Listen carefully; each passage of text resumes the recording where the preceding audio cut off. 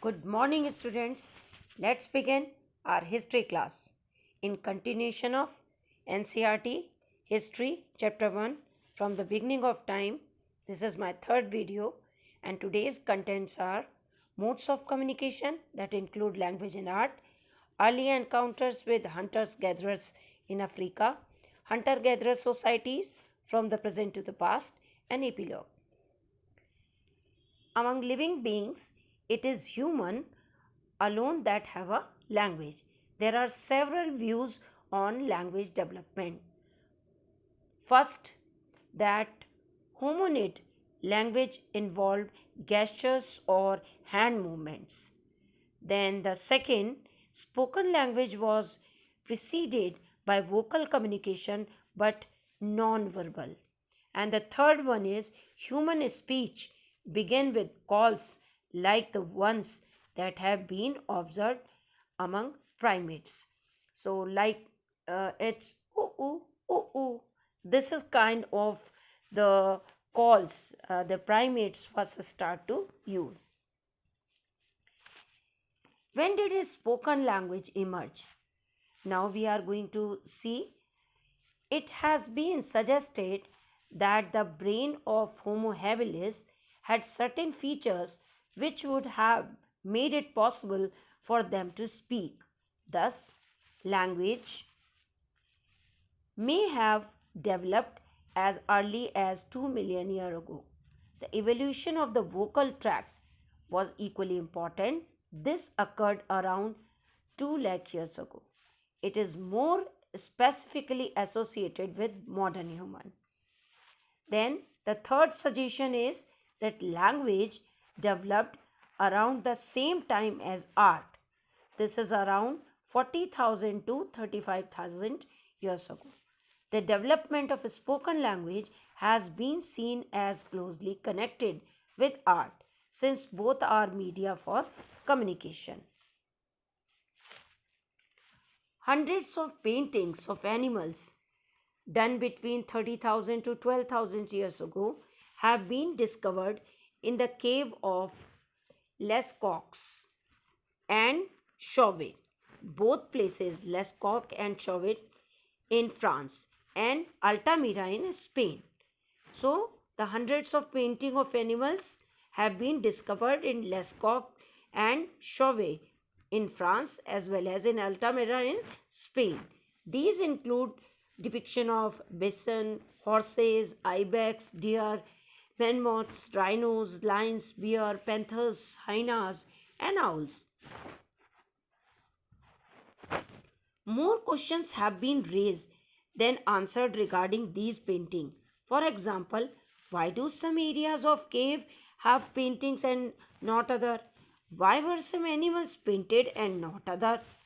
Why were men painted both individually and in group, whereas women were depicted only in groups? Why were men painted near animals but never women?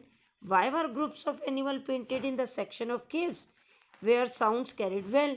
So, solution or the explanation of all these questions have been offered.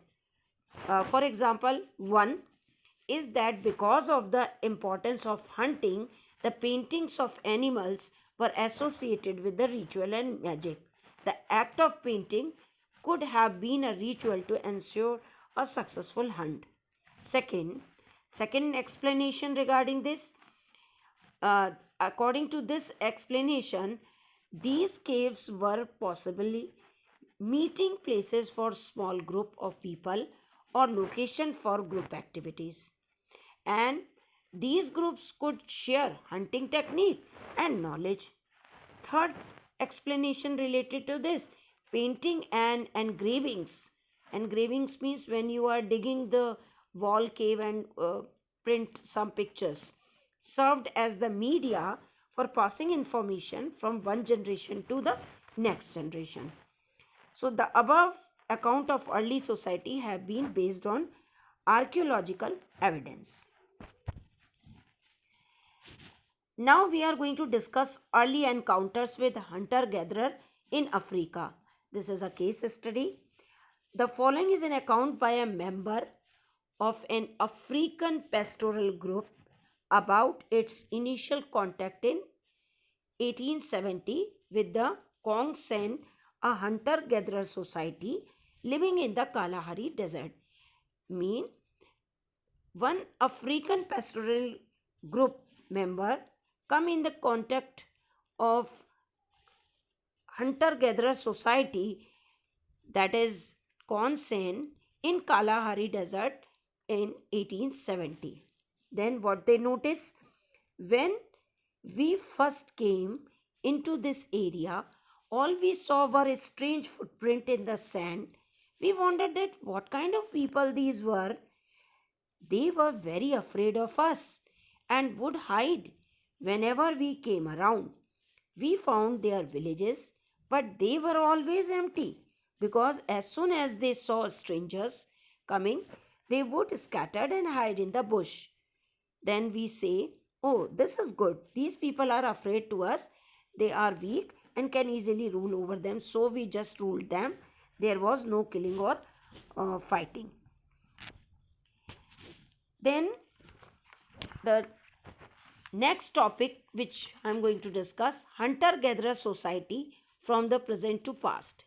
As our knowledge of present day hunter-gatherers increase through studies by ethnography.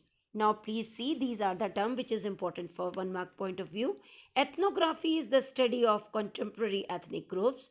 It includes an examination of their modes of livelihood, technology, gender, roles, rituals, political institution and social custom.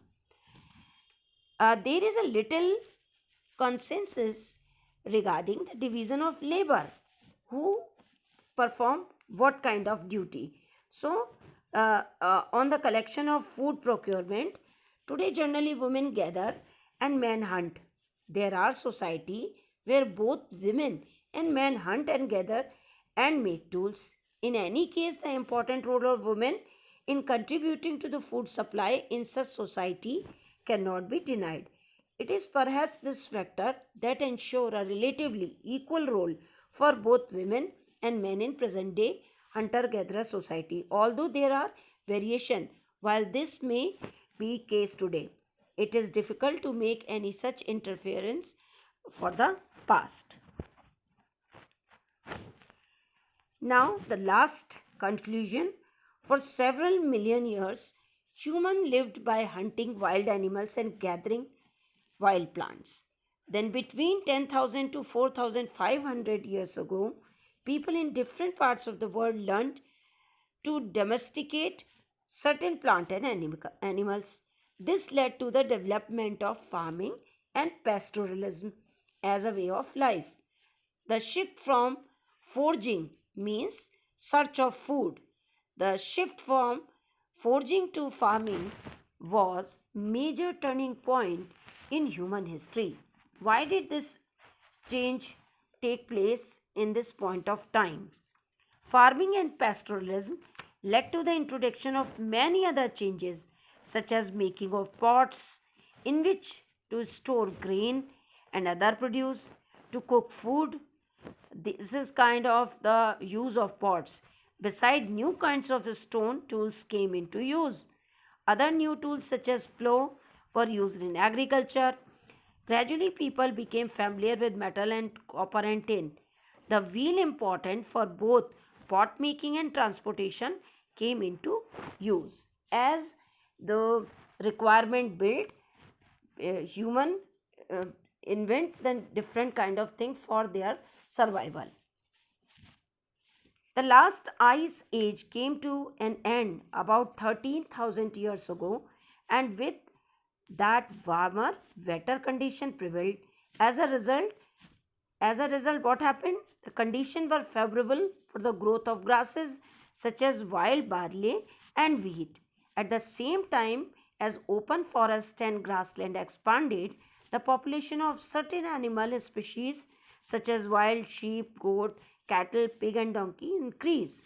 What we find in human societies began to gradually prefer areas that had an abundance of wild grasses and animals.